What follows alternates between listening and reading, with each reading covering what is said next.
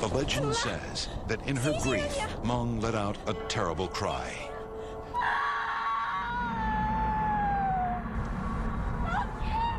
A shriek so powerful, it knocked down miles of the wall.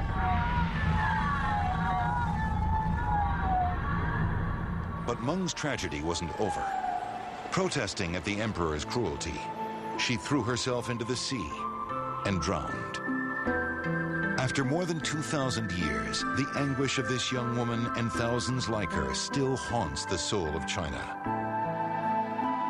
Near the start of the Great Wall, a seaside temple keeps her memory alive and recalls the appalling human cost of history's most ambitious construction project. As many as 1 million workers may have died.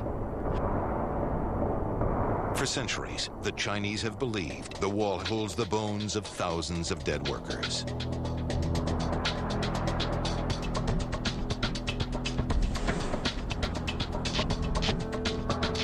But is that just another Great Wall myth? It depends on whom you ask. I think it's a myth. The ancient Chinese had many ways of getting rid of unwanted bodies, slaves. They used to chuck them into wells, and they used to bury them headless in cemeteries adjacent to where they were building. But the wall here has such tight construction, and it is so compacted that I think a body in it would probably be more of a nuisance than anything else. In Gansu, the Great Wall crosses some very remote places.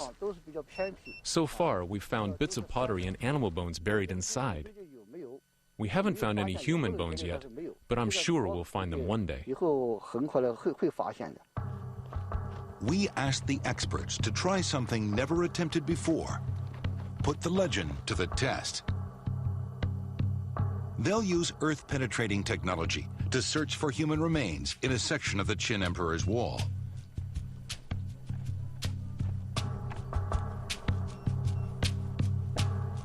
Their magnetometer peers inside the ancient rammed earth and measures its density. A computer converts these measurements into a kind of X-ray of the wall. Different densities show up as different colors, so it's fairly easy to locate solid objects. But there's a problem. Rammed earth is almost as dense as bone.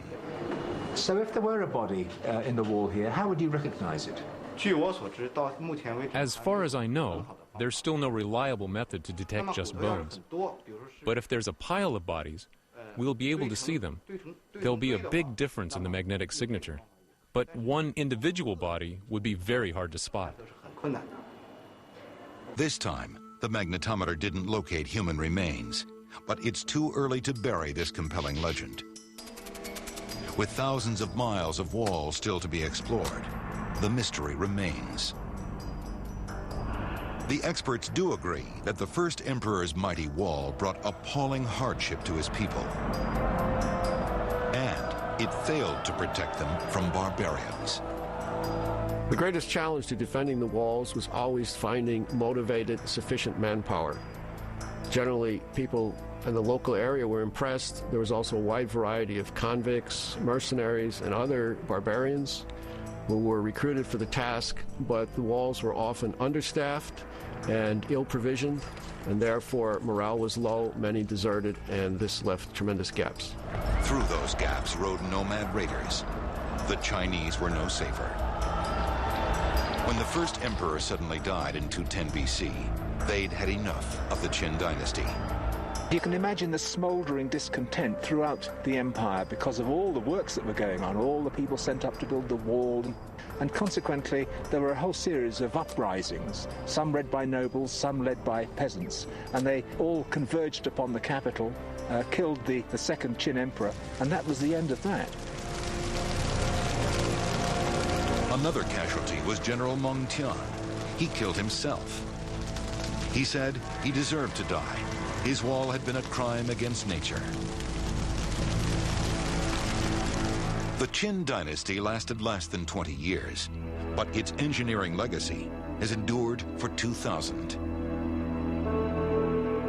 Soon, an even more ambitious dynasty would build the wall to the very edge of the world and turn it from a strategy of defense into a weapon of empire.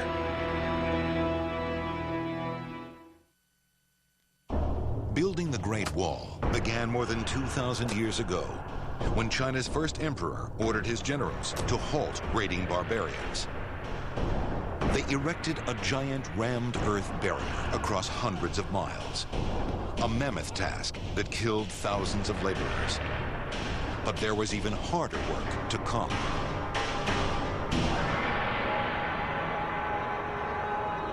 The Gobi Desert in western China. One of the toughest places imaginable for mankind's biggest construction project. Even with today's technology, building the Great Wall in this unforgiving place would be a challenge. 2,000 years ago, it might have seemed impossible. But the destiny of China was at stake. In ancient times, bands of fierce warriors rode across these deserts to plunder northern China. Their names sparked terror across Europe and Asia. The Huns. When they reached the wall, built by China's first emperor, they found it almost undefended, so they simply went around it. To make matters worse, China was ruled by a new dynasty, the Han.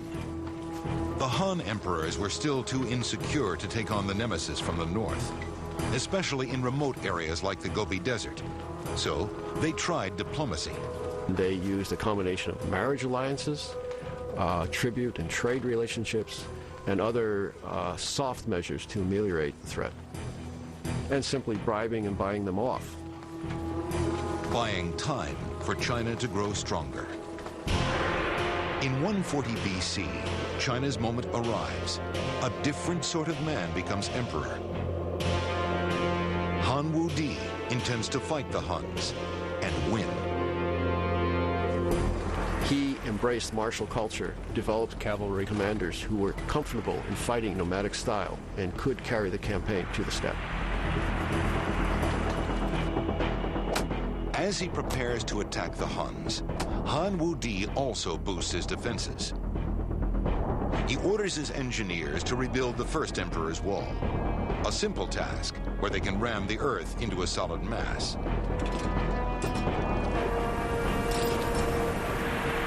But the Gobi Desert is a different matter. In some places there's no soil, only sand and gravel. Nobody can pound this material into a wall. Under pressure, it just crumbles. 2,000 years ago, hauling in tons of soil from the faraway east was not an option. Han Wudi's engineers had to find another solution. They did, and it was incredibly simple. Where they couldn't build up, they dug down, excavating mile after mile of ditches and moats to halt the Huns' advance.